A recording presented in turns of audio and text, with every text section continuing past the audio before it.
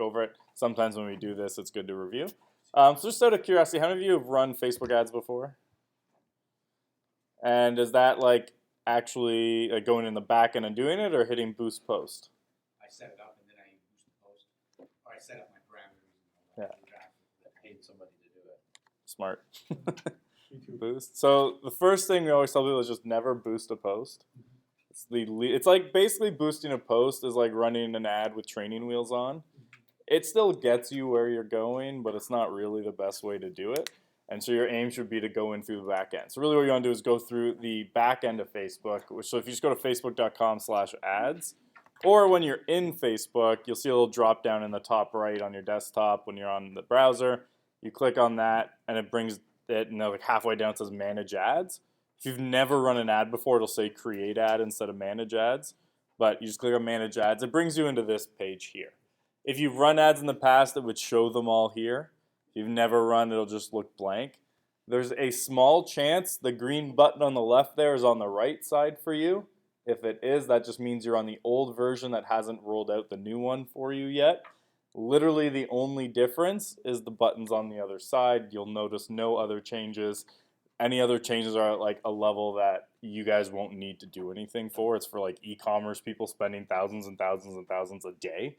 Not really anything that's going to affect you here. Yeah. And the question, you can only run ads off your business page versus your personal page? Right. Gotcha. So you need a business page to run ads. So, but you don't need an Instagram business one to run Instagram ads. They will actually, if you want, take your Facebook page and basically create like a shadow Instagram account under your Facebook page and run the ads on there for you. So when you come in here, you just click on Create Ad. And it's this page here, which is why you don't want to boost a post. So basically, as we all know, Facebook likes to invade our privacy and know everything that we do.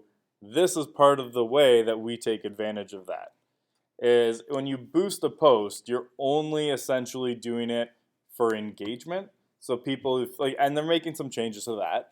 They're trying to make boost posts better and more effective. But at the end of the day, you're essentially being like, I want people to like, comment, or share on this post. But because Facebook has all this data about everyone on the platform, they know which users are likely to engage. Because if you think about like how you might use Facebook or your friends do, only about 20 to 30% of people actively engage on Facebook. The rest just look. Like I get people who come up to me and have been following me for years. I've never seen their name come across anything, but they've been watching everything that's happening. And if you boost a post, you're optimizing generally for engagement, which means they're going to show it to those people likely to engage, not everyone else who might still want to work with you, but hasn't actually like actively engaged on Facebook because they don't want to. So depending on what your goal is, you might want to change. So we'll go through what the different ones are and how they work. I'll zoom in a bit so you can see it a little bit clearer. So first, app installs, store visits, catalog sales, you can basically just ignore altogether. Don't worry about those ones. On the far left, you'll see brand awareness. There's nothing wrong with that one. We don't use it.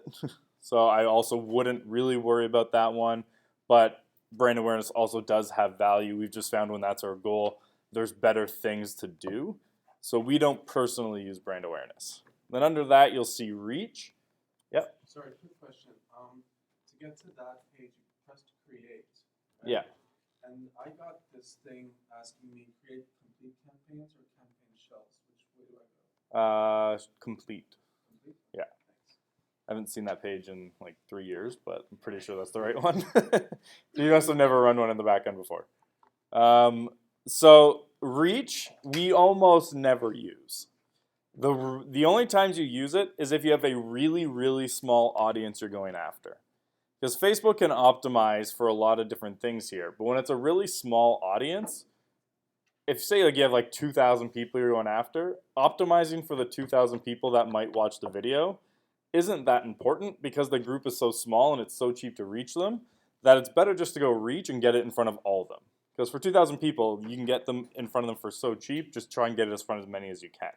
So like this is like if you're going to do like a 1 mile radius around an address or just something like that where you're just going for a small, like a really small group and you want them all to see it, that's where we choose reach. Any other time we don't touch it. It's only for those really, really small audiences that we actually use it. And then there's traffic. So this is where if you have like something on your website and you want to send a lot of people to that page. And the reason you want to use that instead of like an engagement ad is think of like how many people will comment on an article but that they've never actually read. Picking engagement over traffic optimizes your ad for those people who probably won't read it but will engage anyways. If you want people to actually read what you put, then you go traffic. Or if you want them to go to a specific page on your website, you're picking the traffic option because that's now optimizing for those people likely to actually go and do what you want them to do. Then there's engagement. It's exactly what we were talking about. It's similar to boosting a post, but even here, if you wanted to boost a post, I'd still come in and do it through here. You have more targeting options available to you. So it's still, even if you want engagement, better to come in through here. We don't do engagement ads a lot because at the end of the day, we want their name, email, and phone number. You're not going to get that if they just comment on your status. So we rarely use that option. Video views we actually use quite a bit. So video views is exactly what it sounds like. We want to get as many people watching our videos as possible, and Facebook knows who's likely to actually watch a video on Facebook. So they're going to optimize for those people to watch it as opposed to just scroll through and go. One important thing to note about video on Facebook, 85% are watched without the sound on. So if you're going to make a video on Facebook, captions, and then just any sound at all that's in it should not be integral to the actual video itself. So any sound at all should be a complementary thing. So like you do need captions, but even then, like a lot of times, just have it be like music if they turn it on or something like that. But that's all it should be, is complementary to the video, in no way integral to what's happening. If for some reason you have a video, on the off chance that it is integral, make sure there's graphics for like the first 5 to 10 seconds that says turn the sound on, so that they know that there's something they're missing. Because you have to give them that instruction, because most people otherwise they just won't watch with any sound. What's great about video views is that when you upload the video to Facebook instead of like sharing a YouTube link, is now Facebook's tracking how much of their video they're watching. So you can do something like anyone who's watched 50% of a video, let's target them with an ad. Because if you're watching 50% of a real estate video, you're way more interested in real estate than anyone else. So you can say, okay, they've watched it, now let's target them with another ad. So we do that a lot, especially if we're trying to go with a big group. We'll run an ad. So as an example, we did one where it was a 2-minute video explaining at a basic level how to buy your first home. That went out to a lot of people. Then we retargeted anyone who watched that video, at least half of it, with an ad to book like a first-time buyer consult. That ad did a lot better when we targeted people who watched at least half that video than when we just sent it out to people in that age group, because they've already shown more interest than anyone else. So when you use that first ad, get as many people to watch it as possible, and then retarget them based on what they watched with a relevant offer. So it's a really effective way to lower your cost per lead at the end of the day. Then there's lead generation. So this is a great one if you don't have any landing pages, your website sucks, and you have no way of capturing their information. Because what it does, it essentially replaces the need for a landing page. What happens when they click on the ad, a form pops up pre-filled in with their contact information that they've given Facebook. So their name, email, and phone number that they've submitted to Facebook for their account just pre-populates the form. They just hit submit. So the upside of it, you get a lot of people opting in because it's kind of like Apple's terms and conditions. They don't think about it when the pop-up comes. They just hit submit and keep going. The downside, it's like Apple's terms and conditions. They don't think about it and keep going. It's a really low quality lead. You'll call some of these people and be like, oh, I don't even remember opting in. I have no idea what you're talking about. Now, they still opted in, so that at least at some level, there's some interest in what you're talking about, but it's basically like one step above a cold call. Like you're not going in with a really warm lead off of these, but you get a lot of them. Like especially off like a listing, for example, we average about $1 to $5 a lead on those. So if you're looking for just sheer volume of leads, that's a really effective way to do it. But when you're engaging with those leads, you have to really make sure you're being careful that you're not going too much into like the process of trying to get like a meeting with them or get them on the phone. The way we like to engage with those leads is just something really simple just to get dialogue going. So if they're inquiring off a listing, for example, our initial response would be their text or an email that just says, I saw you're looking at a property. Are you looking at it for yourself or as an investment? And all we're doing there is just saying that to get them to engage with us. And then we can start having a conversation. And it might take us 10 emails till we go for like a ask to even get them on the phone. We're just trying to get them to respond and have that conversation at that point. The other downside of lead gen ads is you never actually get notified by Facebook when you get a new lead. So the default is it just goes into the back end of your business page and it sits there. You have to manually go check and see if there's a new lead. So we use one of two tools. There's Zapier and LeadsBridge. So basically what they do, they can sit on the back end, and as soon as the lead comes in, it'll grab that lead and email it to you, or depending on your CRM, could put it right into your CRM for you.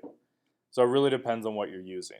If you're not using Zapier already, I know some people like to use that. If you're already using Zapier, stick with that, use it. If you're not using either, LeadsBridge is more user-friendly for setting this process up. So we recommend LeadsBridge if you're not using either one. The price for them is about the same, but Zapier does a lot more than LeadsBridge, like outside of this. Like there's a lot of other automations you can set up. So if you ever plan on doing things like that, then Zapier's the way to go. If it's just this, LeadsBridge, we found way easier from like a user experience.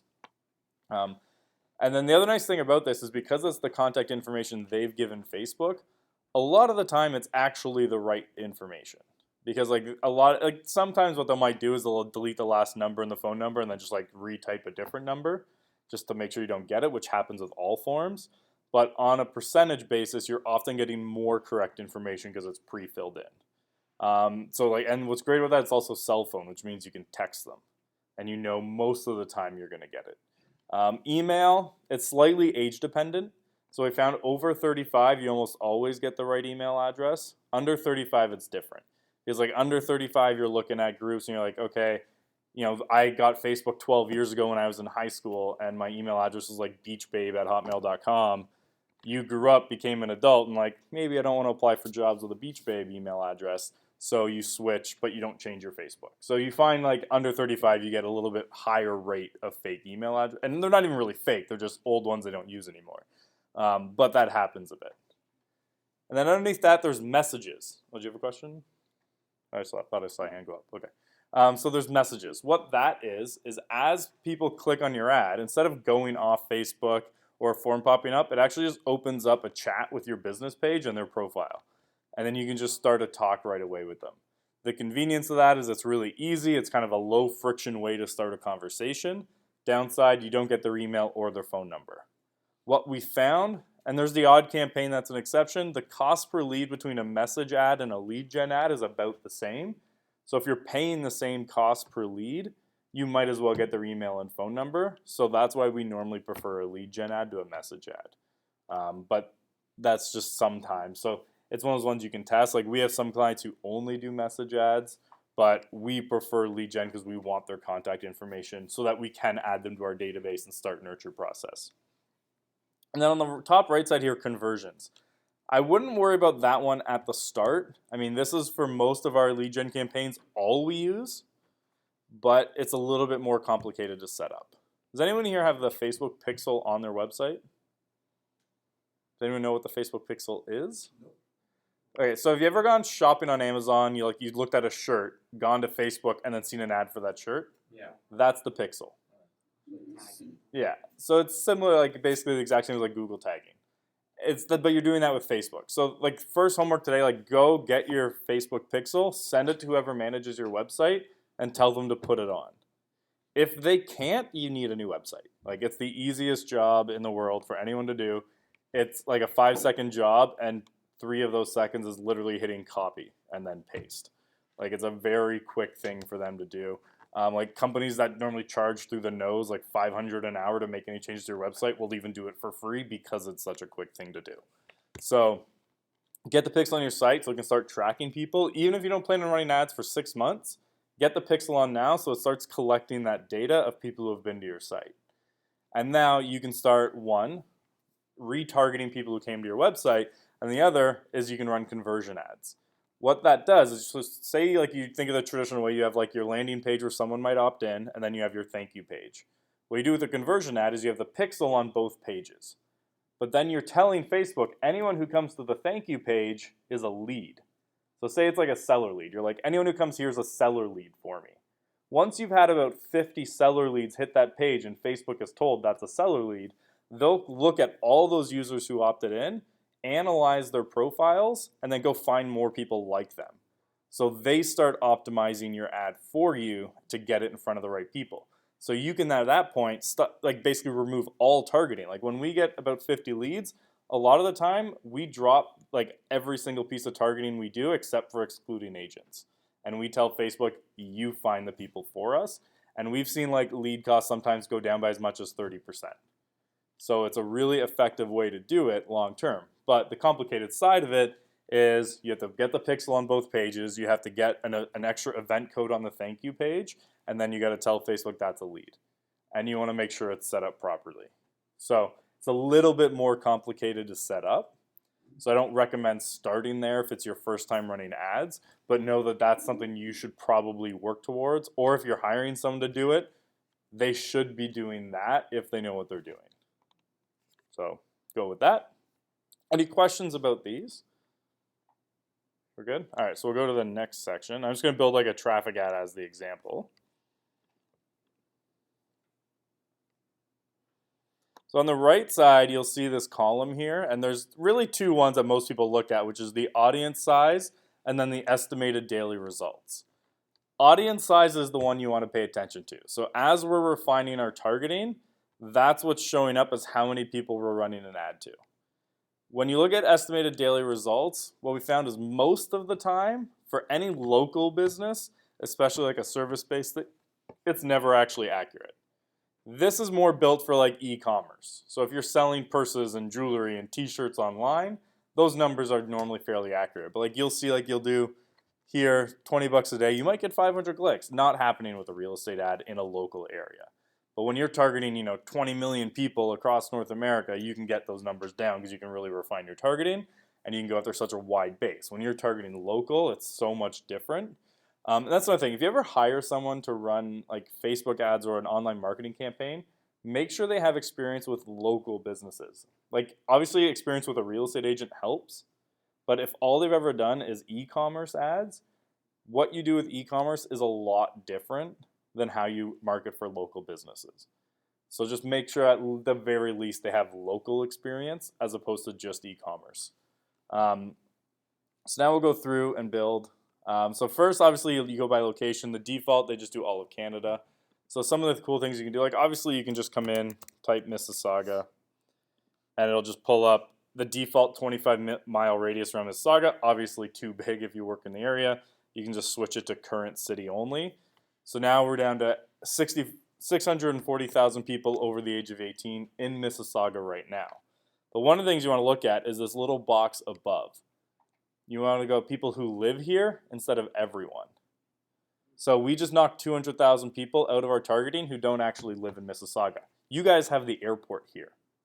That would literally tag everyone coming through that airport with an ad to like sell your home. But obviously they don't live here. So you want to make sure you're switching to people who live here to only actually get locals. So that's a more effective way to kind of narrow your audience down to the right people. And then the other things you can do, you can also drop a pin. So you're like, I actually want it in this part. Or like you could even go drop one on the airport and say, okay, I actually want to exclude the airport from seeing my ads. So you could do it this way, exclude. Oh, first we got to go a bigger one too, because I just got rid of Mississauga there for a sec. But say we did that, we could actually come in and say, we're going to exclude the airport. So in this instance, we'd be running the ad to all of Mississauga, but just excluding anyone at the airport. You can start doing things like that when you're running your ads too.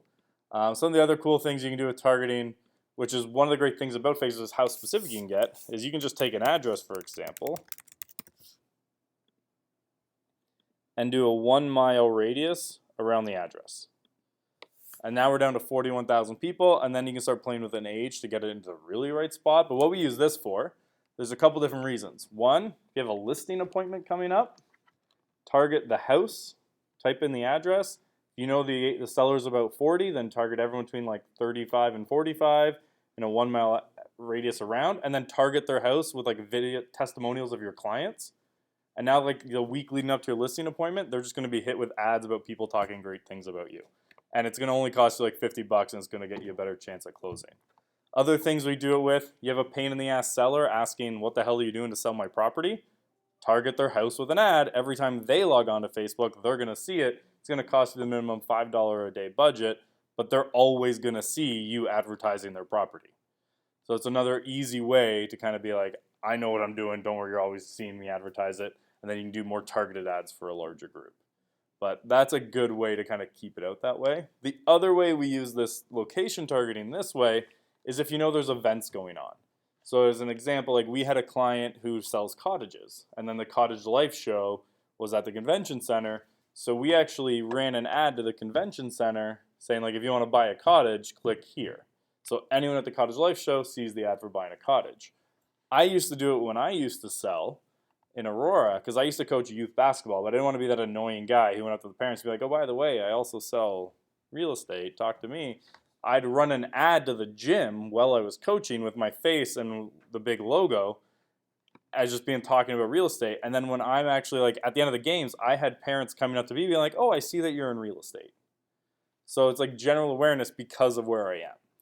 So like now what I would do if I was still selling, like I drop my daughter off at daycare every day, I would run an ad to the daycare. So every parent dropping off a kid, now they're also going to see every time they do that, they get tagged, they pull up their phone, they're going to see an ad with my picture, then they're going to see me at daycare. And they'll be like, oh, you're that guy who's in real estate. So it's just that kind of keep you top of mind at places you know you're going to be. So just put them around where you know you'll be. The other way you can do it, first 3 digits of a postal code. So it really depends on where you are. Like I'm up in Aurora, so if I do L4G, that's the entire town. So we don't really do that. But like the more dense an area, so like here, obviously it'd work better. Like what's the postal code here? L4Z, 3G1. We just need the first 3, so they only let you use the first 3, but you can do that way. So you can either do radius or just put in by postal code. So it's like whatever makes more sense for you. But even here, because we have an overlap, we could exclude one of them so that it only shows that part. So like if you know there's like specific condo buildings you want to go after, it's a bit of a tedious pain in the ass, but you could do like one on the condo building and then a bunch of smaller ones around the edges of your other one and then really narrow it down. It just depends if there's enough people in there to target that way. But it's, again, it's a very tedious thing, but a really effective way to do it. And that's what we love about Facebook ads, because like even here now we're down to 53,000 people, but that's 18 and up. If we said, okay, I know everyone I'm going after is 36 and over, we're at 27,000 people. It is so cheap to reach them with Facebook ads. Like $5 a day, which is the minimum budget, is borderline too much money to spend because you're going to annoy them with the amount of times they're going to see the ads. So like our rough rule of thumb, which I'll get into more at the end, is $10 a day per 100,000 people in the audience. Do you know, did they give me a report if how many people had chosen to see less ads like this? Or Kind of. Like they don't specifically tell you here's how many people clicked, don't want to see this anymore. Yeah. But you can like pull up, it's called your relevance score. Right, because I remember I get that option, because I Yeah. always get ads of companies, like brokerages. Yeah. I don't want. Yeah. So I keep saying irrelevant. Yeah, so all that does is hurts the relevance score. And so the relevance score is out of 10. The higher number you have, the more people will see your ad for less money. The lower their number, the less people will see it for more money. Because at the end of the day, all Facebook cares about is people finding the content on the site relevant, and that includes ads. Because they know if people don't find it relevant, they're going to leave Facebook. So they want their ads to be just as good as just like a regular content that goes up. So the more relevant people find it, the more they're going to show it to people for less money. So by you doing that, or someone doing it to you, it does hurt you. So like if you see your numbers going down on relevance, which happens especially, like even if your ad's like a relevance of 9 or 10 at the beginning, if you're doing it too much, 3 weeks from now, that relevance could be down to a 5. That's a good sign to turn it off, or at least like change the image or something, like refresh it a bit. You had a question? I do, but it's kind of a weird question. Go for Am it. I able to target a Facebook group for a neighborhood? Not, are you the admin on the group? No. No. So right now, no. Okay. An admin soon will actually be able to add a pixel to the group, so they could start targeting people that way. So then your options are: one, contact the site admin and offer them a couple $100 to put your pixel in the group. Worst case, they say no. The other option, if you can think of something, is find like something that's going to be super relevant to the group that you know most people would click on, Right. and then put your pixel on that page. So like create a blog post that's something like, doesn't have to be real estate related, just super relevant, you know most people in the group are going to want to click on, Right. and then just send them to that page and then retarget anyone who hits that page. Okay. So that's kind of how we move our way around that. Would it be worth, like, I guess, like, targeting that neighborhood would not get it onto that group's page, would it? Yeah, well, you could, no, it wouldn't get on their page. Like the people in the group, if you're targeting like a specific neighborhood they live in, Yeah, say like you could just reach everyone in that neighborhood whether they're in the group or not. Right, but I can't target. Yeah. that group. The only way you can specifically target a group is if you're the admin and you can get a pixel into the group. But Then we could have a pixel already in there. I highly doubt it. Right? the It's odds already- of that, like, because it's a brand new feature and not every group even has that option. Right. And I all but guarantee, with the exception of like guys like me who only do this for a living, almost no one else even knows it's an option. Right. Okay. Like it's very few people even know about it, and most groups don't even have the option yet. Right. So I would just do it this way of either like even asking them, like they probably that it would probably just confuse them on how to even do it. Yeah. So I'd say your best bet, find something you know that they're all gonna click on. Right. Like when, as an example, I just did it as like an example of don't be clickbaity, but when Trump got elected, I wrote an article on a blog post that said, what will happen, or how does Trump's election affect your real estate business? That was the single most popular day for traffic on my website ever. And it wasn't even close. And literally, you open the article, it just says it won't get back to work. But I got a ton of people clicking and going to my website. But if I know if I put that into a group, something like that, they're all clicking on it. Right. So you're essentially just finding something like that and then making sure your pixel's on the page. So think about like what's something popular they talk about a lot in the group. What? It's a neighborhood group. Yeah, so maybe it's something in the neighborhood. Be like, and just even it can be a news article. And what's great is you don't have to be your article. There's a tool like Pixel Me, where you can share like an article from the Star with your pixel. So what they'll do is they'll click on it, and there's like a half-second redirect to a blank page with your pixel, triggers the pixel, then redirects back to the article. So it's just this really quick thing where you still get all the views, they go to it. So if you're going to start sharing like relevant articles for them, send it through Pixel Me first. Right. And so every article you ever share, you're getting that catch up in it. That's probably your most effective way. All right, so we're just gonna widen this up a bit so that when we're choosing other targeting, you can kind of see there's more people. So in terms of age-based targeting for a lot of things, our rough rule of thumb is like for buyers, what's the lowest age people start buying of the type of ad you want to run, and we just go +2. Because most people, like even at the lowest age, most people still aren't buying for a couple of years, the majority. So we just found like if you find that like the lowest end people around here are buying at like 27, then you go 29. And then the sellers, you just take that number and go another +2. That's how we found, roughly speaking, our targetings work the best. In the GTA in general, we'll go sellers 30 plus, buyers 28 plus. It's been pretty effective. But plus or minus a year, it's not a huge deal. You can kind of decide how you want to do it. Men versus women. Oh, by the way, when we talk about like a lot of your ads, age and location is almost all you'll need for the majority of targeting.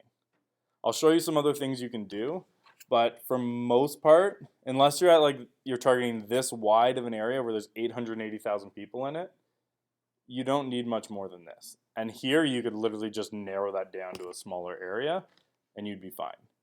Because the more restrictions the more interest targeting and things like that you put, the less flexibility you're giving Facebook to learn about what a lead is and what the results are, and you're limiting their ability to learn and optimize the ads on your behalf.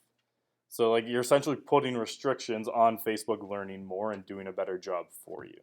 So we try to actually keep it as broad. So we generally will say 90% of our ads, sometimes 80 to 90%, don't have anything else but this, and then some excluding agents targeting. So we just exclude agents from seeing our ads and then do age and location. Most of the time, that's all you'll need. You can also do it by men versus women or both. What we found, you'll get about 60% of your leads will generally be women and 40% will be men. The cost per lead usually ends up being about the same. So it's not a big deal either way which one you actually go with. But we personally, we just leave it on all and just let them all see it because the cost per lead ends up being the same even if we get more women. The only time we do this, like for instance, in my old office, there was a woman who only worked with divorced women over 40. For her, we would put women only because it doesn't make sense to have men.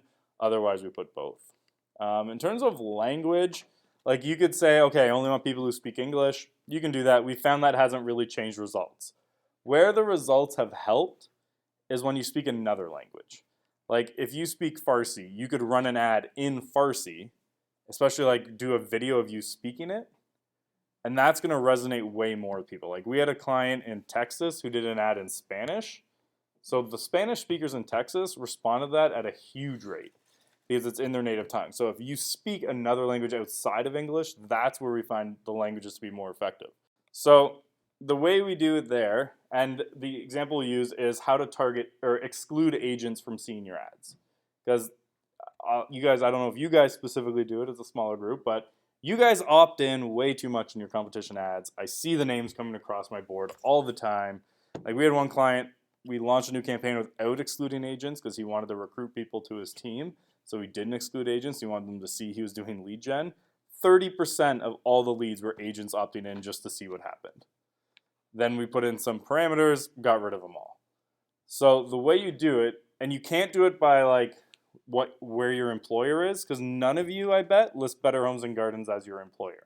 You list your own business page. You're not listing Better Homes and Gardens. So you can't target the employer.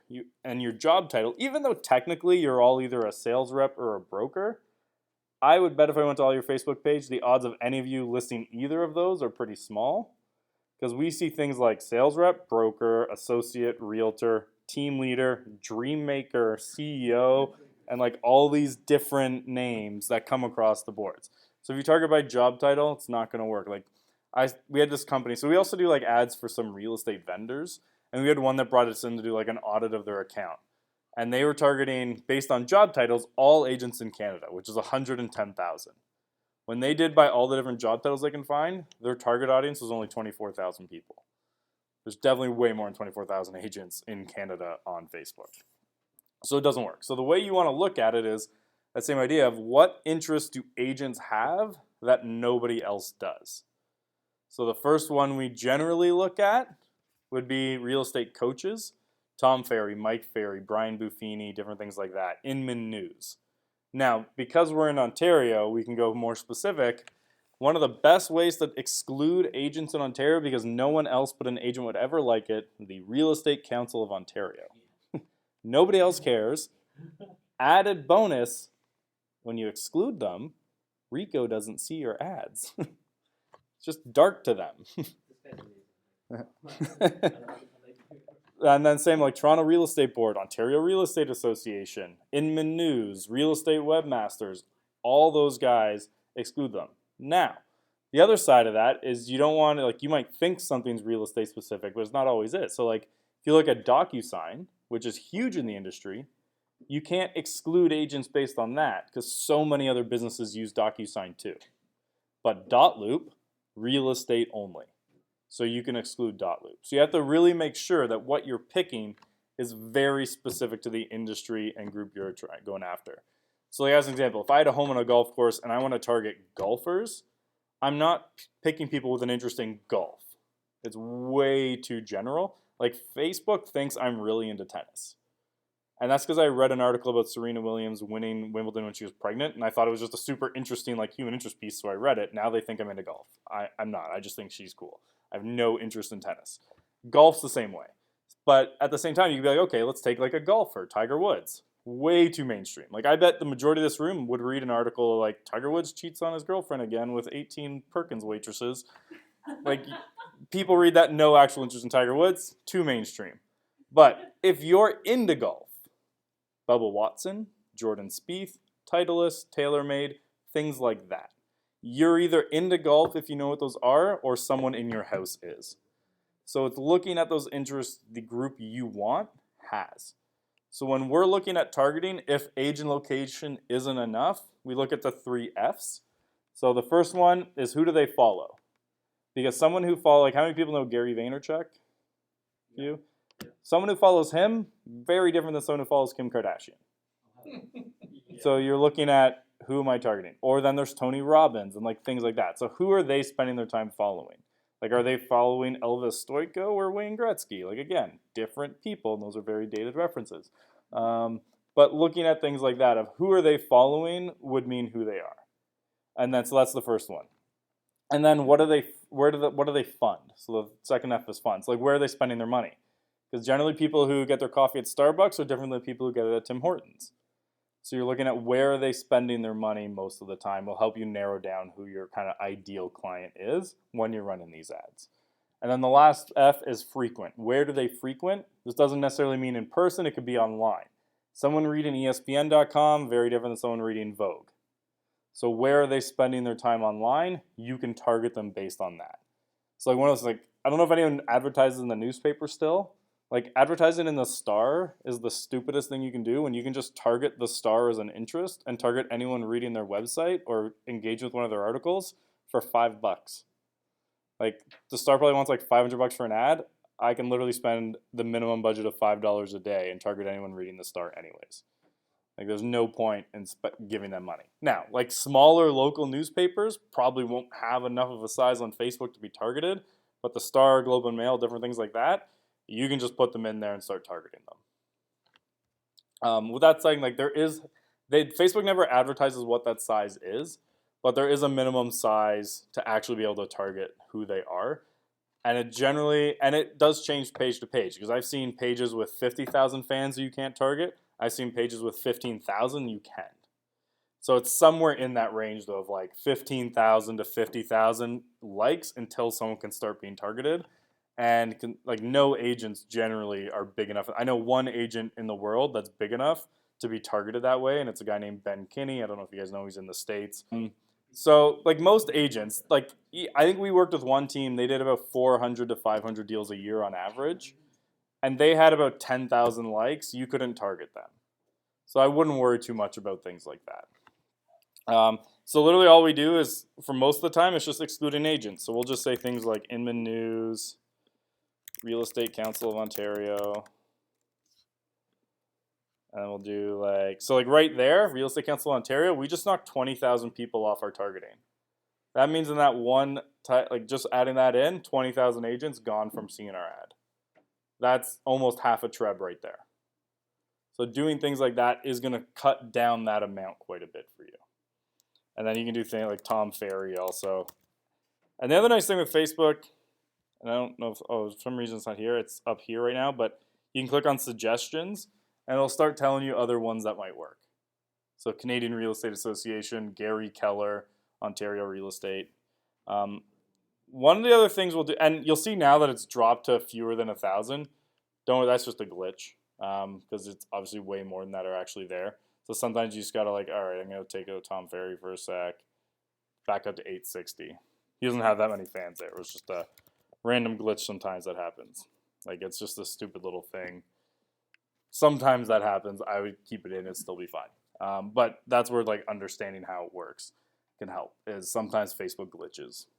I lost my train of thought there for a sec. We're good. Check them out. All right, so, there's one piece here. Expand interest when it might increase link clicks at a lower cost. I'd never turn that on, because the cheapest way for Facebook to get you a lower cost lead or a lower cost click is to remove agent targeting. Because agents will click on your stuff like crazy, making you get a lower click, but you don't care about those clicks. So we don't turn that on for that reason.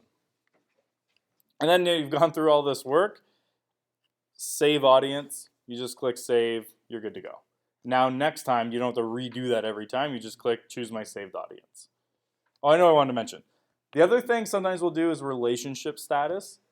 Because, like, say, like, there's no way it's not going to be married parents that buy this home, you could literally type in married and parents and just run an ad. You could even specify the age of the children. Like you can get that specific when you're running your ads. With that being said, there are probably not going to let you advertise houses with that because they'll consider that a human rights violation to discriminate against people based on relationship status and age. So I think in the next little while when you're advertising houses, all you'll be able to do is choose location basically. But that, like Facebook's getting sued right now in the US for this. So it started because someone in, I think it was either San Diego or LA or somewhere like there, was running an ad for a rental building and excluding all black people from seeing the ad. And then that started a snowball effect of them realizing how discriminatory you can get. With like, I could literally go on here, like, and we get clients request this all the time, exclude this type of person from seeing my ads. Like it's actually, once you know how targeting works, it's super easy to be super discriminatory. It used to be way worse. Like you could literally go on here before and be like, don't show my ad to black people. Like there was actually a category called ethnic affinity. And that's what they were doing, is they were just excluding ethnic affinity, African American, don't see my ad. Now they're being now you have to do like certify compliance on your ads, things like that. Sometimes what we'll do though, like listing ads where you can use like relationship status, is we don't always include married. Sometimes what we do instead is just exclude single people. Because if you include married, it then excludes all the people who are married who don't list it on Facebook. Like my wife and I, we don't list that we're married on Facebook because she's a federal parole officer, and I don't want her clients seeing like the connection to her account. So if you included married people, I would not be included in that. If you exclude single people, then I'd be included in that targeting. So that's any questions about targeting before we go on to the next section? We're good? Okay. So, and remember, I'm recording this, so I can send you the recording after if you need to go back over it. So here's where your ads run, because your ads don't just run on Facebook, and even on Facebook, they run in different spots. So we'll go through where your ads run, pros and cons of them. So the first one is the Facebook newsfeed. Always leave this one on. The Facebook newsfeed is the best place to run an ad 99 times out of 100. The odd anecdotal time you might get better results, almost never. Like Facebook newsfeed, when done properly, will outperform everything else. Where was that? Where did you get that? I just kept scrolling down after targeting. And then here where there is automatic placements, I selected edit placements. Yeah. Which then props this down. Oh, by the way, you can also select like mobile only versus desktop only. Don't touch that. Just leave it on both. Yeah. If you're going to go one, mobile. I'll tell you a story. I was working with this team. They did like 400 deals a year, and they had a coach. Now, like old school, like get on the phones every day, call type of guy. Like very, very old school coach. And he heard, and he literally just, he heard, desktop converts better than mobile, which the stats do support, but like 3% versus 2%. So he's like, turn off all mobile ads and only run desktop so that we have a higher conversion rate. I said no. We had a fight.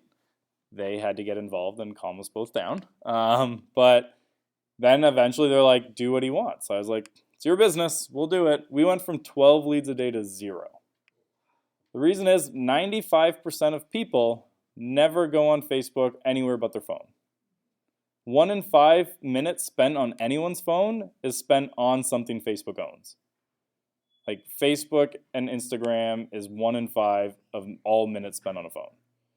People, like the only people generally speaking who use Facebook on like a desktop is marketers and more marketers. Almost, and like really old people who don't, like they're still working on a flip phone. Like that's just how it is. So the second you turn on desktop only, you lose everybody else. Now, the reason they say desktop converts better, which while technically true, a lot of that is just the fact that most people's sites suck on mobile. If your site is mobile optimized and done well, generally they convert just as well, but you get 95% of the traffic to mobile. So never turn off desktop. or sorry, never turn off mobile. You can turn off desktop, but I would just leave them both on. So after the Facebook newsfeed, the next up, instant articles. Anyone know what an instant article is? So basically, you read an article on Facebook. Someone like The Star might preload their articles to Facebook so that when you click on it, instead of having to load a web page, it just slides across the screen and you can start reading it. They made it because sometimes phones aren't that fast and they wanted it to come across, and they know that the longer a page takes to load, the less likely you are to read it. Now, phones are fast enough that most people don't even notice a difference, but that's why they did it. An instant article ad is literally just a banner ad. As you're reading the article, they will scroll past your ad as part of the article. From a branding standpoint, it's great. Looks like you're advertising in the Star, that type of thing. But from like a lead gen and click standpoint, when was the last time anyone clicked on a banner ad? People don't do it. So we don't really find them that effective from a lead gen side, but like retargeting and branding, it's great. In-stream video ads, we don't do. These are super nice. So if you've ever been on Facebook, what these are, you're watching a video, 30 seconds in, it says, to keep watching this, finish watching this ad first. Yo, you know how many times I bounce out of it? Yeah. And it's the same ad every 3 Yeah. seconds. And now imagine that's their impression of you, Yeah, I know. is you're that I'm annoying going off person. brands because they're Yeah. my face too long. Yeah. So we turn those off. And then right column ads. So on the right side there, on a desktop, it'll show a right column ad. Those don't hurt performance anyway. You can leave them on, but so few people use desktop, and then even fewer actually look at the ads on the right side. You're not going to find many results from it, but we've never found it's hurt performance ever, so we'll leave it on. But we've never found like a benefit. Suggested videos is great. So if you're running video ads. What that is, someone finishes watching a video and it auto plays the next one. Sometimes it'll just auto play your ad. It wouldn't have to be relative to what they had watched. Somewhat, but that's when you're choosing your interest targeting. Like, it's not relative to what they had watched, it's relevant to the person who had watched it. Oh, gotcha. Because I kind of know when I watch like a Natural Geographic. God damn it. So that's okay, so Marketplace. We don't have a ton of stats on it. It's relatively new. Our like initial tests, it's about the same as like Kijiji ads. I mean, you get lower quality leads coming out of it. Like it's fine, but it's not a big driver of anything. So we don't use it that much, but it's there. Facebook stories. I mean, how many people here watch Facebook stories? I mean, know what a Facebook story is?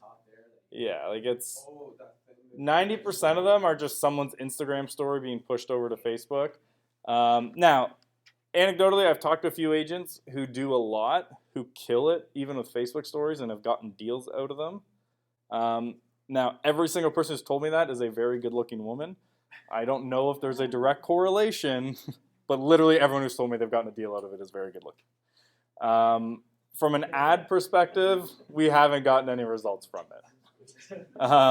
So no results from the Facebook story ad side. Organically, I've heard anecdotally from a few that they've done well with it. And then Instagram. So if you run the ad on Facebook, it automatically goes to Instagram. Instagram feed, from a lead gen perspective, sucks. Like, we get about 10 to 1 the leads from Facebook to Instagram. The branding side of Instagram is amazing, though, if you have a good quality image. Like, a crappy image is a crappy image, but it's great from a branding standpoint. Organically, Instagram's better than Facebook for leads. Organically. Paid, Facebook is better than Instagram.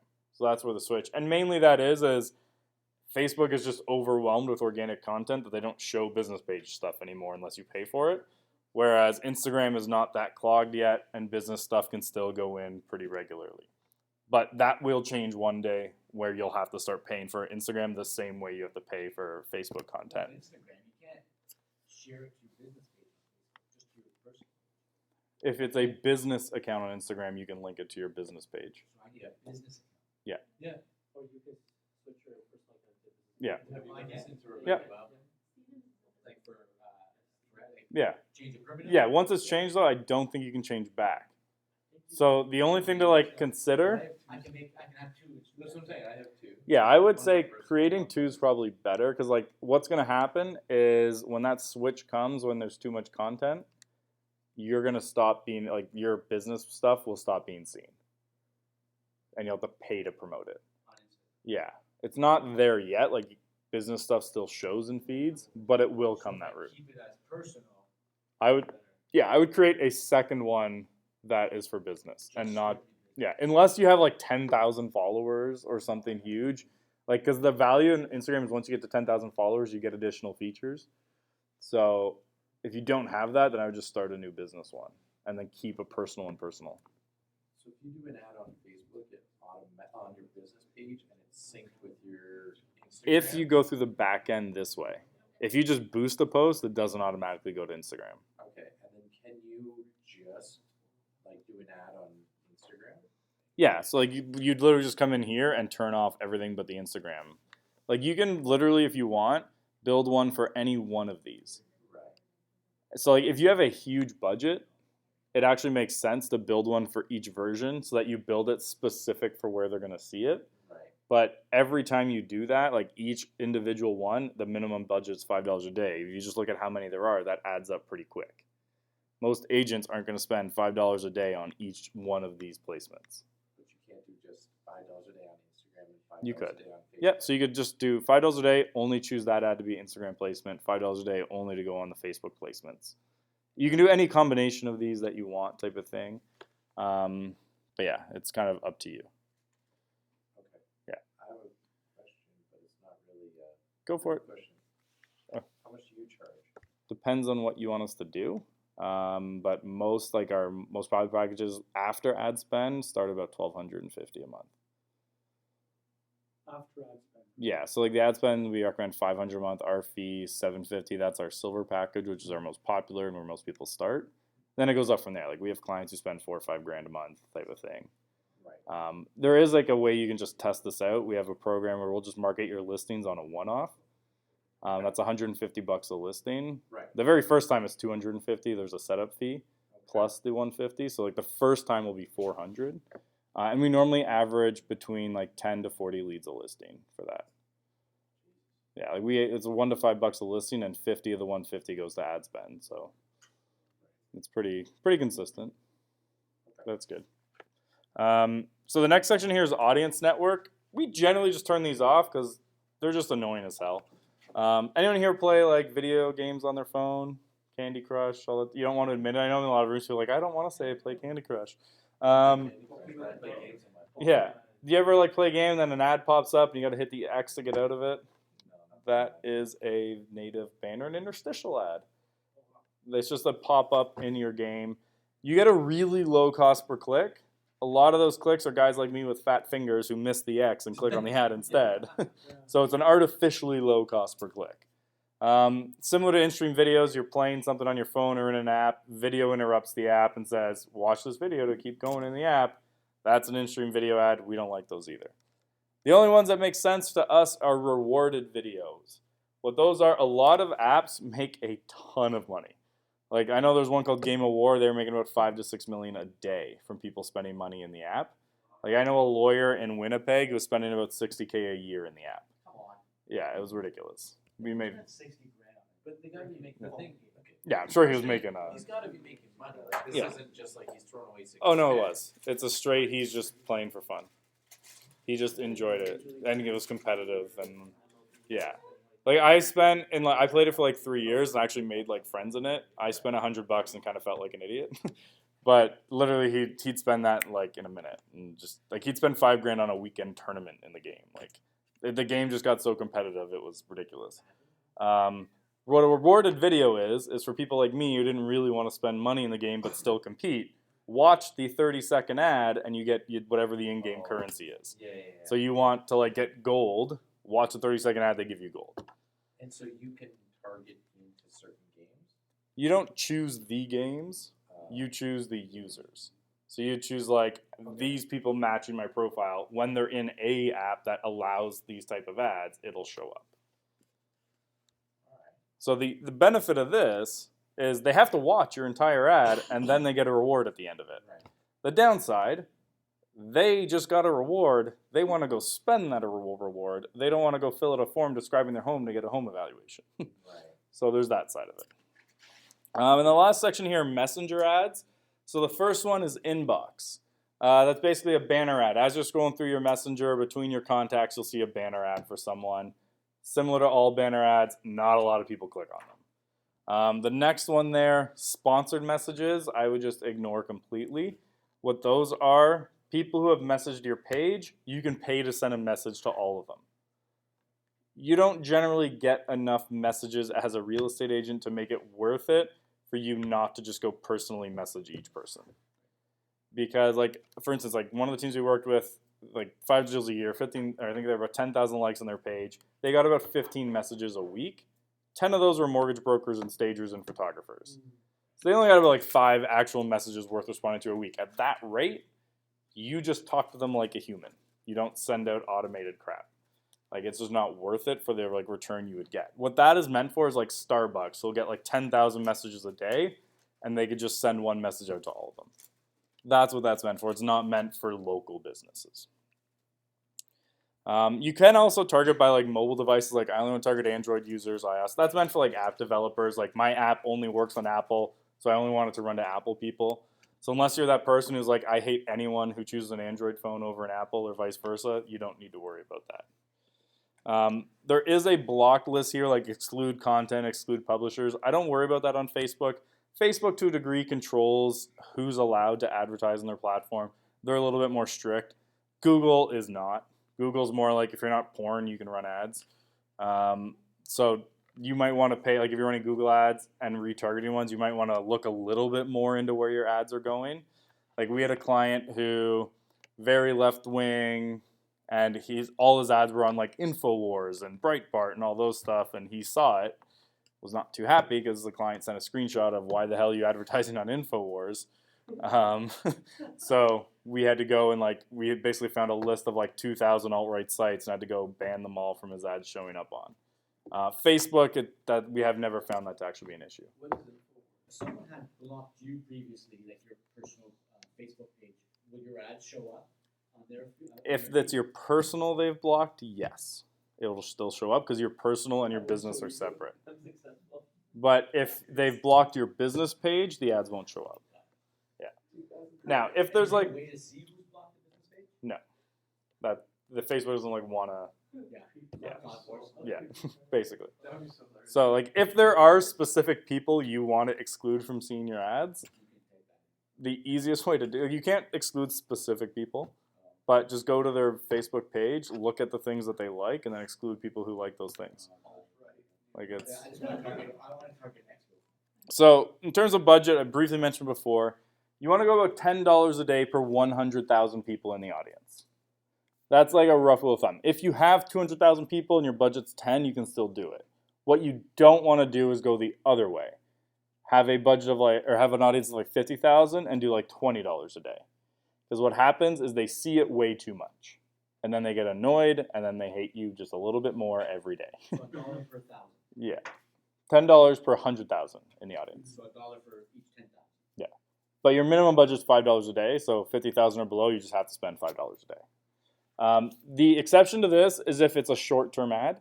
So like if you're running an ad for 3 days or a week, and that's like the full time, you can blow it out because after a week, they'll just stop seeing it, so it's not a big of a deal. Like, I run an ad, so like we have this course that we sell, and the way it works, if you hit the thank you page on our initial opt-in, for the next 3 days, you're going to be hit really hard with ads. Like, generally in 3 days, we average about people seeing the ad about 13 to 16 times. Like, it's a lot over 3 days. But then the end of 72 hours, the ads stop forever. So we don't, like in those ones, the ROI is ridiculous on it. But it's because it stopped after that time. If we kept going with that long term, everyone who ever saw our ad would hate us forever. Because you can target such a small group and it's so inexpensive to reach people, it's not hard to piss them off. So that's where we found that 10 per 100,000 works, because it's enough, because like most people need to see an ad 2, 3, 4 times till they take action. The 10 per 100,000 is enough for them to see it more than once, but not too much that they're getting annoyed. So this is like... When these ads are in the faces of our consumers or our targeted audience, yeah. If I spread it over a budget for 5 days, yeah. It just slowly trickles onto people's faces, right? And yeah. on screens. I noticed a different trend that when I used to boost posts, I would boost just for the day. I'd Yeah. drop $50 for the day, and I would get like 4,000 views or impressions. Yeah. I would, if I do the same post and boost it for, let's say, a 5-day stretch over a long weekend or whatnot, I would get far less engagement. And for the same budget? Same money. So if I spread like the $20 Mhm. through the 5 days, I won't even reach the amount of impressions for the $5 for the 1 day. So part of it is like when you're doing a larger budget over like 1 day, like you essentially have because it's a bid amount. Like say we're advertising the same audience. Yeah. My budget's $10, your budget's $5. I'm gonna get my ad placed first because they're gonna be able to take a larger percent of my budget to outbid you. When you're trying to spread your audience out, you're competing against more people over that time. Right. Whereas when you have to do it in a short time frame, they're gonna spend more of your money bidding quickly. So is it smarter to just do this daily if you have an ad going? Just do it every day. We don't do that because from a labor standpoint, it'd be a No, giant pain in the don't you ass. get the But better results? potentially, we've never, to be honest, I've just never tested it. So I can't say one way or the other if it'd be more effective or not. But just for us, where we run ads for, like we're up anywhere from like 60 to 70 agents at a time. Yeah. We're not going in every day No, and you're doing that. Just So I'm just saying. we on charge an a lot individual more. level, I could have the time to do it every Yeah. 5 minutes, every morning for 5 minutes. yeah, if you like, it's worth trying. Like I would just, the other option is like have one for the $5 budget running for a week, and then another one that you add that every day, Oh, that could be and just see which one gets better results for you. I have a question for you. Yeah. What do you, when you're running ads for agents and teams, what do you find is your most effective ad? Is it listing ads? Is So it that home depends. evaluation ads? Is It does depend a degree. Great song. Thank you. Depends to a degree on what you consider effective. Because like some people are like, I want volume, some want quality, some want brand awareness. So the first you have to determine like what's your goal, what do you determine effective? Okay. If you say, I just want the most number of leads regardless of quality, I just want to get as many names, email, and phone numbers, it's your listings every time. Listings versus home evaluation. Every single time. Like home eval, especially in Mississauga, like Mississauga, Oakville, and Milton is the single worst place for home eval ads of anywhere I've ever tested ever. Interesting. It just sucks. In general, anywhere you go with a higher per average income, the harder it is to get leads. Gotcha. With the exception of listings, it's always easy almost everywhere. The only place we found the cost per lead per listing is high is San Francisco. Mm. I don't know if it's because Facebook is there and people are like super used to that stuff, or they're more techy and they know how to get around our forced registration stuff. I don't know, but that's the one city where we found it really sucks. Everywhere else, like literally $1 to $5 a lead, sometimes lower. Like we were running a campaign for a guy recently, we were at 64 cents a lead. Like it was crazy. Mm. So like it works, and it's not a complicated thing. You just do one image. Put the address, put a little bit of information, leave out the price, leave out some other stuff, register for more info. Cool.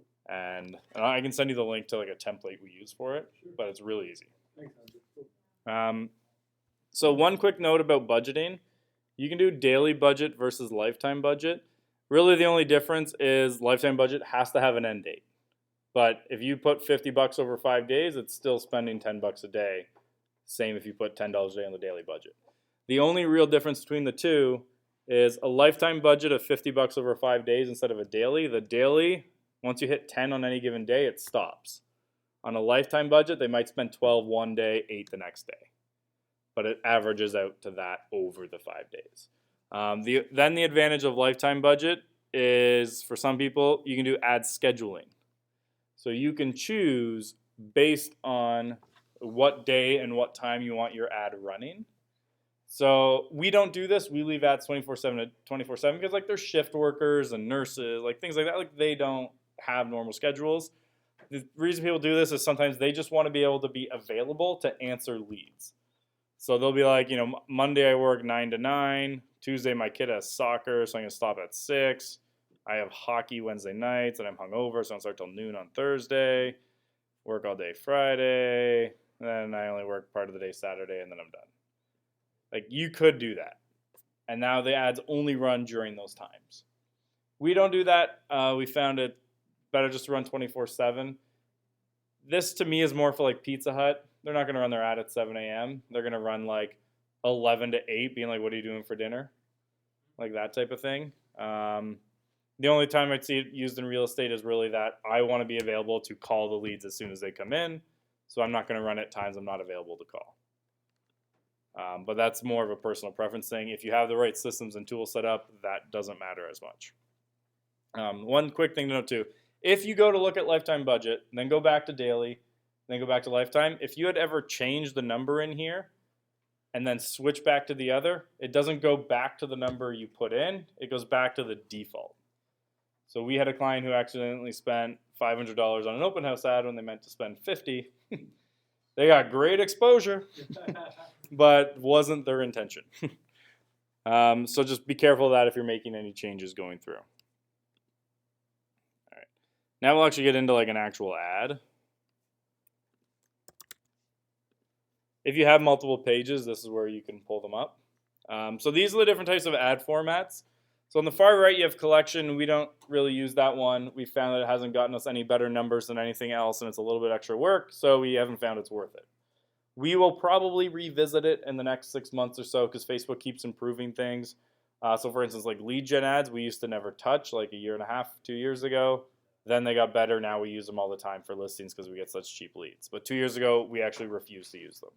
So we'll revisit anything that we found doesn't work now. We will revisit every generally 3 to 6 months and see if it's improved, because sometimes that happens. So like right now, Instagram stories, they're good. They're not amazing, but they're trending up. So we do more and more Instagram stories because they're trending in that direction of getting to be really, really good. Carousel ads we almost never use. So where you'd use carousel ads, one, if whether it's just listed or just sold, you're killing it in one neighborhood and you want to show off every listing from that neighborhood that you either just listed or sold. Because you can make each individual card its own listing and they can each go to their own link. The other way some people use it, we don't recommend it because it dilutes the message, and the more choice you give someone, the less likely they are to take any, is if you have a very small budget and you want to do 3 ads, you can put like one card's a home eval, one card's a search listings, one card is like book a call type of thing. But generally, anytime you do something like that, it just dilutes it. And they're like, generally, like as a rule of thumb, if you give people 3 options, they're more likely to pick none than if you give them 1. That's just how people are. It's like Netflix. Like you probably spend more time scrolling Netflix than actually watching anything on Netflix because you have too much choice. So the other one here, slideshow.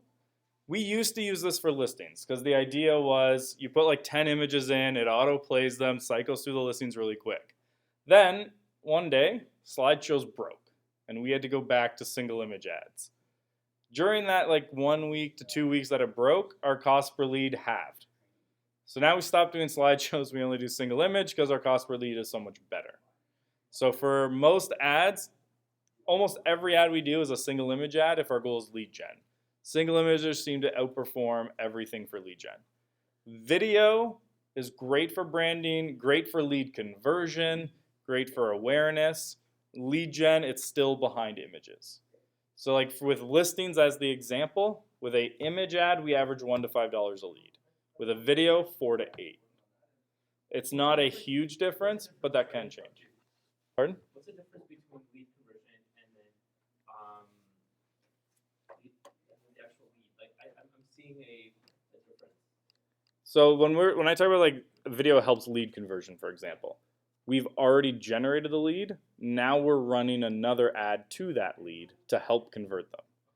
So for instance, like I do a show for real estate agents that I run that ad a lot. It's more of a conversion tool for me. I like no one's gonna watch my videos cold. Yeah, like that's where the important side is. Like you use your ads with retargeting strategically can help you convert them more. Yeah.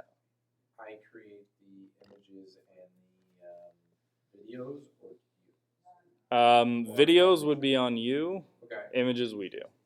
Right. So you create the ad and the image that's on Yeah. that. If it's just like say, So- targeting in a neighborhood. Yeah. So like the difference with us versus like other companies, we're full service. Like if you don't even want to log into Facebook ever, you don't have. Like we have clients who don't even know how to log into Facebook. Like they just ignore it. They just get delivered the lead.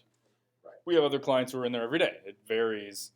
So like that's kind of the difference. Like that's why the company's called Just Sell Homes. If you just want to sell homes and ignore all this, we'll take it. But again, back to the video idea, make sure you have captions if you have anything being said in the video. It's important. Now, when you're picking an image, a few things to know. One, anything that looks organic will outperform anything that looks super professional. So if you're doing a just sold, for example, and you put like fancy sold graphics on it and sold in 3 days for 110% of asking, I guarantee you a picture of the seller holding the sold sign will outperform that 10 times out of 10. Because what happens if on Facebook, people are on their phone, they're scrolling through. On average, people scroll 300 feet a day with their thumb, which means they're going really fast. It's the image that gets them to stop. The reason they stop is they think it might be someone they know. If it's a seller holding a sold sign, they're going to stop. Like, is this someone I know having an important life event? If it's a fancy graphic, eyes blinded, glaze over, keep going, they know it's an ad. So like as an example of that, like H&M, I think it might have been like Banana Republic, but one of those clothing companies took professional models, professional photographers, created a campaign. Then they also just went on Instagram, found 10 people wearing their clothes, created a campaign off their random Instagram posts. The random Instagram posts outperformed the models and professional photographers 10 to 1. Like, because people stop if they think it's someone they know or could be someone they know. Those really slick things, people just scroll by because they know it's an ad. It's similar like how Maple Leaf Foods a few years ago, I don't know if you guys heard about this, like they retooled their factories to cut the meat differently so they could charge you more. Because it used to be they were all like the perfect circles but didn't look organic, so they made all their cutters jagged so that when they cut the meat, it looks like it's natural because it's all not perfect, and now they could charge more for the meat. It's the exact same meat, it's just cut differently. And they spent millions retooling their factory because people spend more. It's that same theory here. Make it look organic, people will respond at a higher rate. Never use stock images, but right now I'm going to use a stock image for example purposes. One thing you can do to make images stand out more, up the contrast like 20-30%. If you go any more than that, it starts to make it look cartoonish and it looks stupid. But that 20 to 30% of like the sky will be a little bit bluer, the red brick will be a little bit redder, it pops a little bit more in the newsfeed. On that off chance you do have to use a house, there is one specific Facebook stock house that outperforms all the others. It is this one. I don't specifically know why. My guess is it's just a nice house, and a lot of people think it looks like the one from Modern Family. I have no other reasoning as to why it works. It just does. One note, if you're picking a house that's a stock photo, make sure it could actually be in the area you're selling. We had an agent in Aurora running an ad, and in the background of the house was a desert and palm trees. If you know Aurora, not local.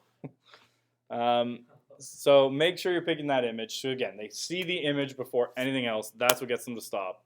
The entire goal of your image is to get them to stop. Don't put, I recommend zero text or anything on the image itself. Facebook doesn't want you to have more than 20% anyways, but the less text, the better it'll perform. And again, the more likely it is to be registered not as an ad when people are scrolling by. You got to pick the URL you're sending them to. One important thing, the worst thing you can do for an ad is have them click on an ad about like a home eval and they go to your homepage. No ad should ever run to the homepage of your website. That's just throwing your money away. It's like we use the example of like a listing. Like we had a client, he sent us an ad he did. He's like, I got 2,000 link clicks for $50. This is amazing, like best ad ever. Like the numbers were great. It was advertising this really cool listing. 0 leads because he sent them to his homepage. So now they click on the ad about a listing, they go to his homepage, then they have to go and look for the listings tab, click on search listings, and then search through all the listings for that one listing he was just talking about. No one's doing that. So if you run an ad for a listing, they click on it, it goes to that listing. If you run an ad for a home evaluation, they go to a page for a home eval. And if the page says what's your home worth, your ad says what's your home worth. If the page says free home eval, your ad says free home eval. Keep it consistent. If you use that image in the ad, try to put that image in the background of the page that you're going to. You want them to have a consistent look and feel, so when they go from one to the other, it's obviously the same thing. As much as you can keep it consistent, the better. Yeah. We can just drive into the forum, right, Andrew? Yeah, if you're using a lead gen ad, you can just have the form pop right up. Okay. Yeah, so like there's different options. What we found, if you want a higher quality lead, send them to a page where they have to manually type in their info. The more steps someone takes, generally the higher quality the lead. It's an oversimplification, but yeah, if you want higher quality leads, just make it harder to become a lead. And that's generally how we'll do that. So here you do like your website / home eval as an example. And then every time you grab a URL, it's automatically going to pull text from your website and put it into your ad. You don't have to keep that. You can change it all. So the way that people see your ads, image, headline, and then the text that you write. So when you're writing it, you got to keep that in mind. If they're going to stop because of the image, then they're going to read what's here, then they're going to come back up here and read your text. So when you're designing what you're writing, that's what you have to keep in mind is that order. So what we do, we have the image that gets them to stop. Then we go to the headline. First, we use square brackets to tell them the format of what they're getting. So if we're doing a home eval and it's a report, we're just going to say free report. The reason you use square brackets is it works. I have no idea why. We've tested round brackets. We've tested apostrophes. We've tested other things. Square brackets just always seems to outperform them. I have no reason why whatsoever, but it works, so just do it. Then after we put in free report, we tell them exactly what it is that you're getting. Find out the value of your home. Done. Easy, to the point. Now, you'll see there's this Learn More button here. Learn More is the most effective button you can put in because it's the least committal. Because there's also like sign up and download. But if someone's like, oh, download, am I going to get a virus? I'll sign up. That's too much commitment. People don't like commitment. Learn More, very non-committal. What we actually do, though, we get rid of the button altogether. Because when you get rid of the button, now it doesn't look like an ad. That button screams it's an ad. So by removing it, now it doesn't look like one anymore, or as much of one. So again, the goal being to get it at least come under that radar so they stop and can look at it. Then we come up and look at the text. So here's what you want to think. Like, we like to use our text just as much because like if you think about the ideal targeting, which is as minimal as you can get, you now want to use the words, the copy in your ad to qualify people from clicking on it who aren't eligible for what you want to do. And right now, find out the value of your home. We don't want people who just want the value of their home. We want people who are selling. Like a lot of people, like their taxes got assessed, they want to check. They just bought a house, they want to see if they paid the right amount. Like it's a lot of people opting into these have no intention of ever selling. So you use things to get them to opt in. So we'll do things like thinking of selling your home? Question mark. Because now our ideal prospect is going to say yes. Then we get into the rest of it. You can put in emojis that can break it up a bit. So like, or you can put the house with like the for sale tag type of thing, stuff like that. This like 1 to 4 emojis is where we found that sweet spot of not too many, but still kind of helps it pop. If you're going to use emoji, know what they mean.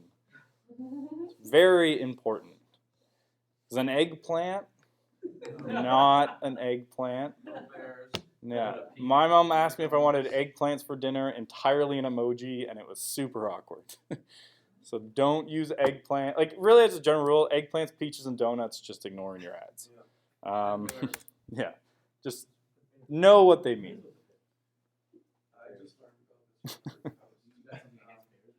No, that means the gay, Yeah. heavy, fuzzy guys with beards. Yeah. Yeah, I just learned about that. But you can use a goat. You can use a goat? Yeah, it stands for greatest of all time. So it's like when they say Michael Jordan's the GOAT. Greatest of all time. So, no comment. So yeah, if you're going to use emoji, know what they mean. But we don't use it, like it also has to fit with your brand. Like we had a client who would do it. We had another one who refused. We did an ad with 8 poop emojis in it. Killed it. 8. So the poop emoji is actually the #1 most popular app or emoji in all of Canada. It's the one we send more than anything else. Really? And what we did it for is she had a listing that the garage blew up in a meth lab explosion. The house was a piece of shit. And she ran one ad on her own, and everyone's like, isn't this the meth lab house? What the hell are you doing trying to hide this? And they're posting links to it. I'm like, no, let's lean into the meth lab. So the ad said, calling all contractors, have we got the 8 poop emoji home for you? This is going to be a challenge. Are you up for it? Tag your contractor friends. We had about 50 comments. 25 of them were people like just thinking it was hilarious we were using the poop emoji. Some people tagging their contractor friends. Other people were tagging their agent saying, write up an offer, let's go see this tonight. Because it stands out. No one's expecting a poop emoji in an ad. We had another client I offered to do it because they had a similarly shitty house. And they're like, can we use hearts? Poop doesn't fit our brand. I'm like, fair, but we're not switching poop with hearts. It's a very different message and it doesn't stand out the same way. So it still has to fit the brand you're doing, but we found like over honesty in ads actually kills it. Like we did a free home eval ad one time and it outperformed it without, where we put the line in, why are we offering this for free? It's our best way to get clients. That outperformed. Just like being, because like one of the questions people have when they see an ad is, what's in it for them? So you just tell them what's in it for you. Just be like, you don't have to hire me, but this is our most effective way to find clients. You're like, okay, that makes sense.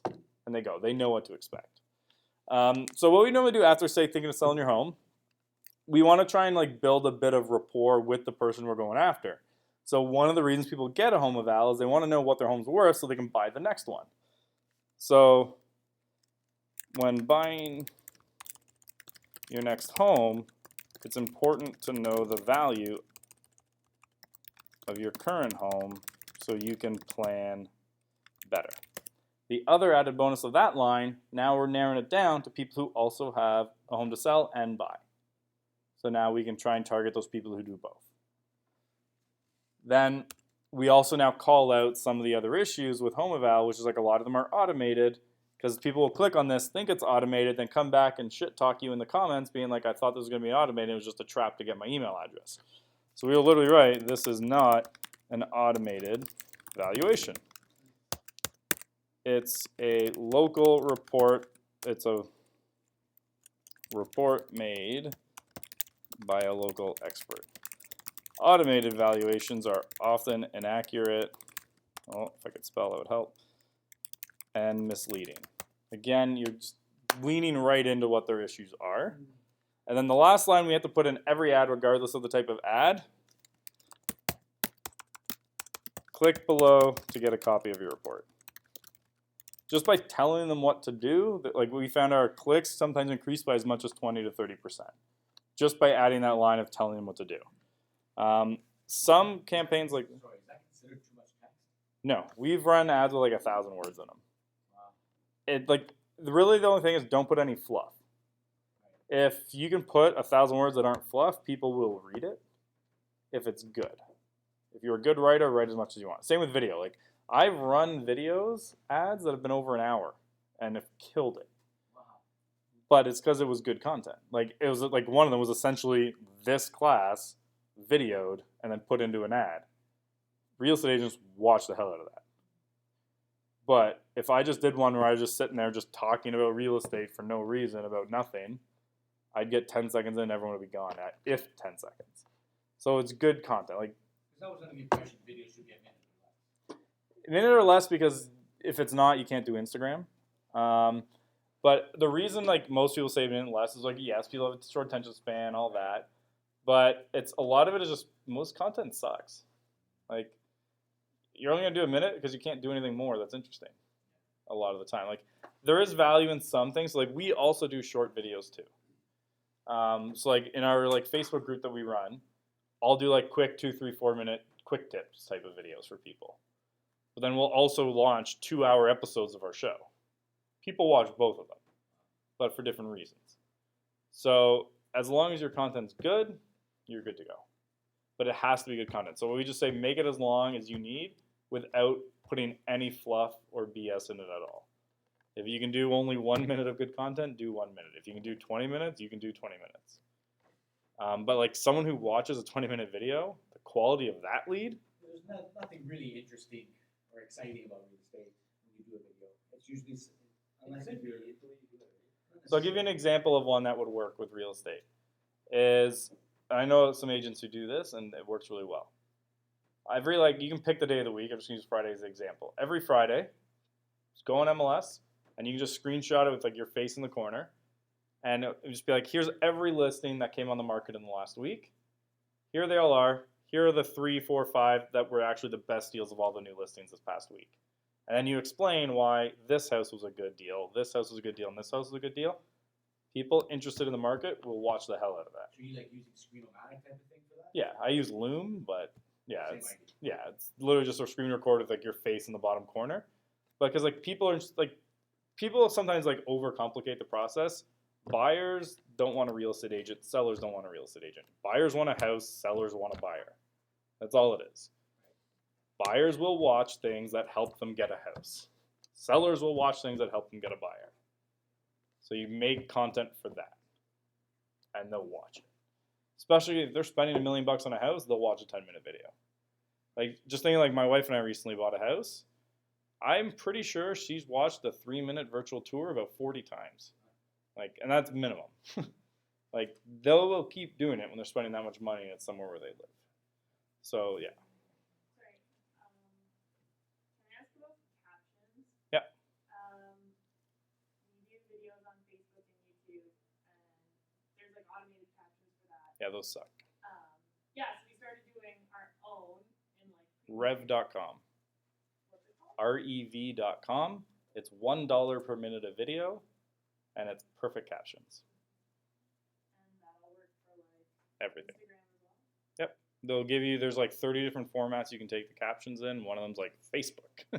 You just take that stuff, go and upload it. And it's accurate. Like we had a client in Barrie.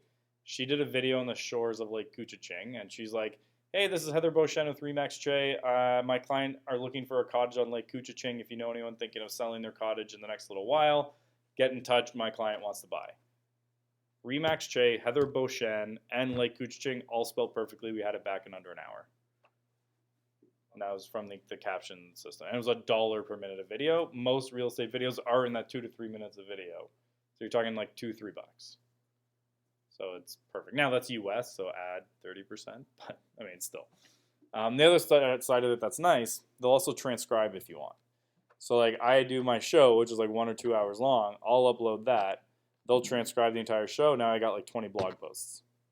You just take it and repurpose. So like if you're doing big content, like for anytime you do any content that's like a 20-minute video, 10-minute video, or really long, like you can turn it into like 30 pieces of other content. Like that's our goal. Like the reason I do my show, which is 1 to 2 hours of content, and we launch it once a week, is so that for everything else we do, we have unlimited pieces of content. It's just super easy. One other tip that you can put in that we found has helped, especially once we started taking out the Learn More button, is that not everyone knows you can click on the image to go to the link. So you can either say click on the image, or you can add a bit.ly link. Does everyone know what bit.ly is? So basically, you take like the justsellhomes.com/home eval, you put into bit.ly, and then you just put it up here. And you could be like the arrow, bit.ly/whatever. And then we'll also put that at the bottom. The reason we do both is because where it says the see more. Because it's going to eventually hide some of your copy behind that. You always want to have at least one link above. So we put one link at the top after the initial question, one link at the bottom. About 20% of our clicks generally come through those links when we do it that way. It works well. Andrew, what's a bit.ly link? It's just a URL shortener. Oh, I see. So all it does is it takes a long one and shortens. So like for instance, like if you're on your website, it's like yourname.com/listing/Mississauga/condos/123 Main Street. You can shorten that to blt.ly/like 5 characters. And if you go on to the bit.ly website. Yeah, and then just paste the link in. Cool. Yeah. So and the reason we do this, and instead of putting the full link, one, keeps it shorter, keeps it cleaner. But if you put the full link, then you don't know if the clicks are coming from your ad or not. This way you know which clicks are coming from your ad. So we do it this way instead. What was the other piece here I wanted to show? Newsfeed link description. It's a desktop only thing. You want to put something here because they're just going to pull something off the URL you're sending them to and going to paste it in anyways. So on a desktop version of the ad, it would just show up under here. But very few people ever see it. So we normally put something in here that has no effect overall in the ad, but doesn't hurt it. It'll be like, it's fast, easy, and free. Like no one's really gonna ever see this.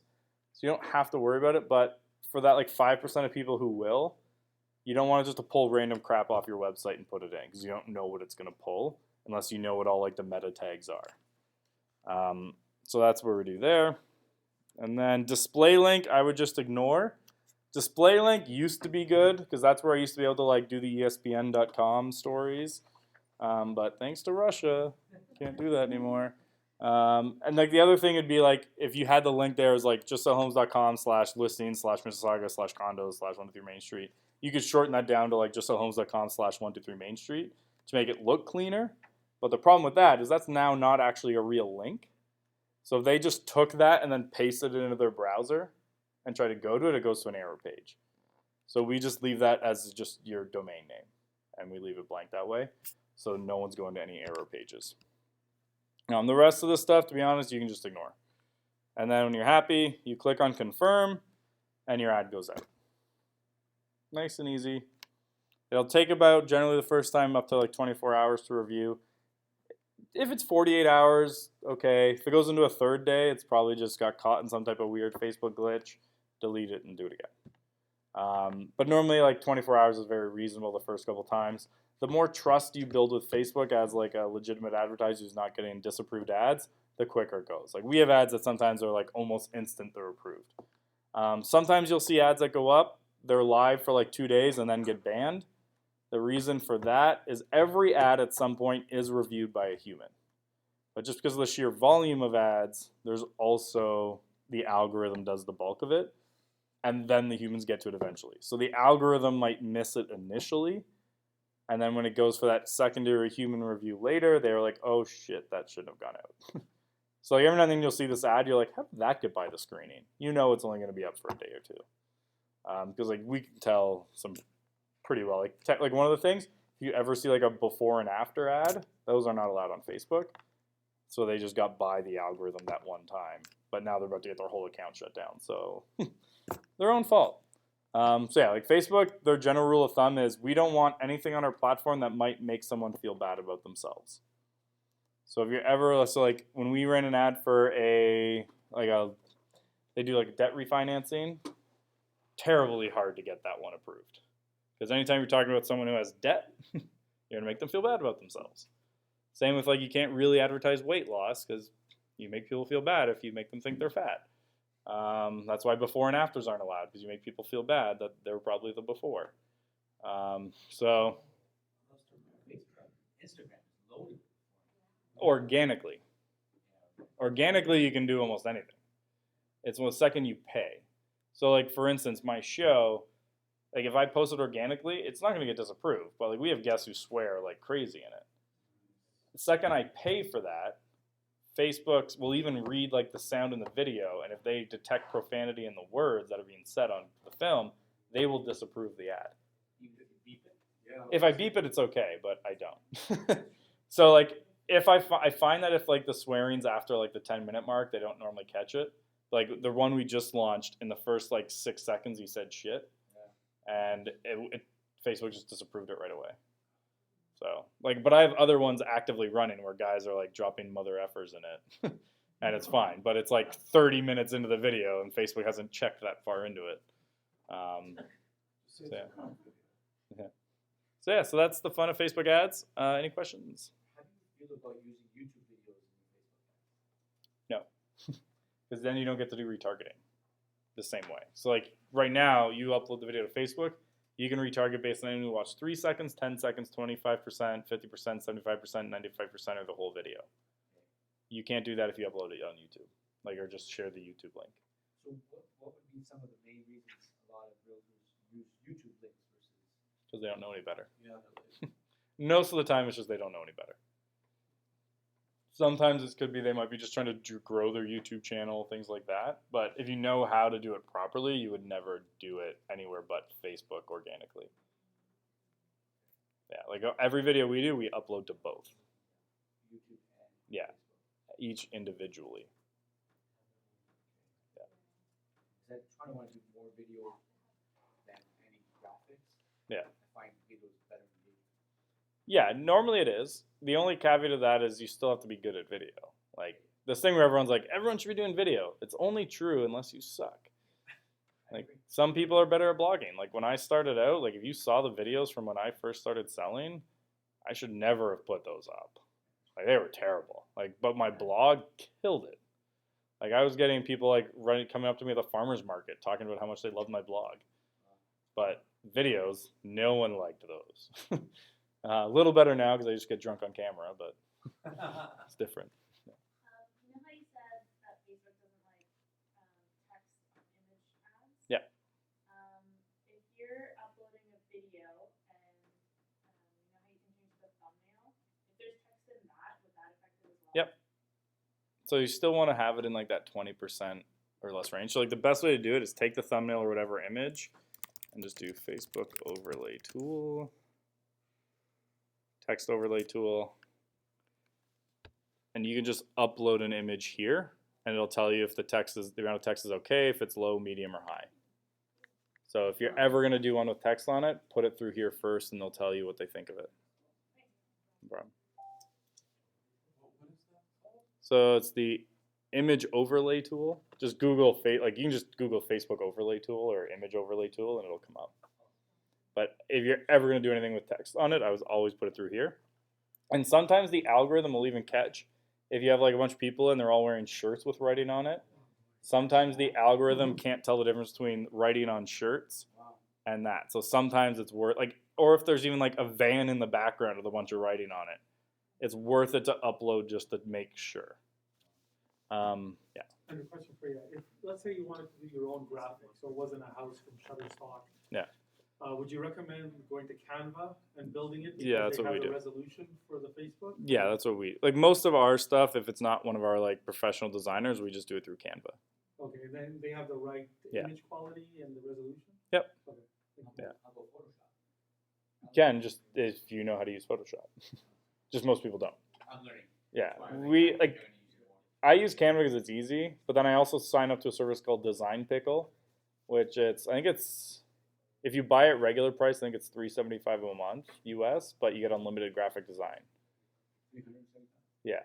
I think I got it like once a year. They do a sale where you can get 40% off. Like 10 people can buy it for 40% off once a year, and I got it then, and I'm just grandfathered into that pricing, so it's a lot cheaper for me. But yeah, it's unlimited graphic design, and basically it's this company out of Phoenix. They manage it, but then they have like 80 designers in the Philippines. And they just do graphics. Yeah, so you can basically send them anything, and they'll work like as long as you get into them before 6 p.m. Eastern, they'll work on it overnight, give it to you the next day. The only limit to the service is they can only guarantee one per night that they'll finish. So if you send in 5 requests, it might take you 5 nights to get them all back. But if they have like the bandwidth, they'll do a couple in a night. But they only guarantee the one per night.